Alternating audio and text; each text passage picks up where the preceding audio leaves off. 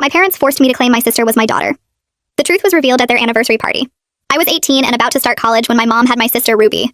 My parents were 45 and 47, and the pregnancy was a complete accident. Mom was mortified when she found out.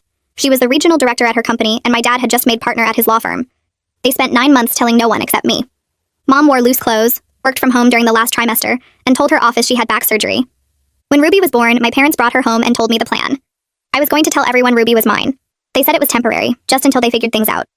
They'd already told the neighbors I'd gotten pregnant in high school and was keeping the baby. I hadn't even had a boyfriend. They enrolled Ruby at daycare under my name. Put me on all her medical forms as the mother. When I said this was insane, Dad said I owed them for 18 years of raising me, and this was my chance to pay them back. Mom said if I didn't agree, they wouldn't pay for college. I needed that degree to get away from them, so I agreed.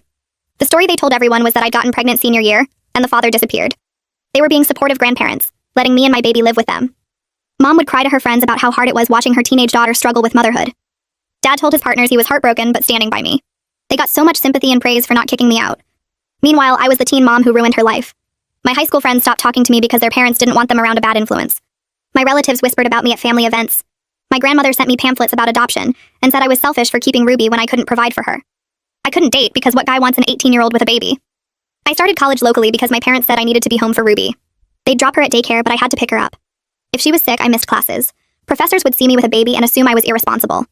One actually said in front of the whole class that maybe I should have thought about education before having unprotected sex. My mom would post on social media about the sacrifices she made helping her daughter raise a baby. She'd share articles about grandparents raising grandchildren with captions about doing what's right for family. Her friends would comment about what an angel she was. Dad would bring Ruby to his office sometimes and let everyone fawn over his granddaughter while shaking his head sadly about his daughter's mistakes.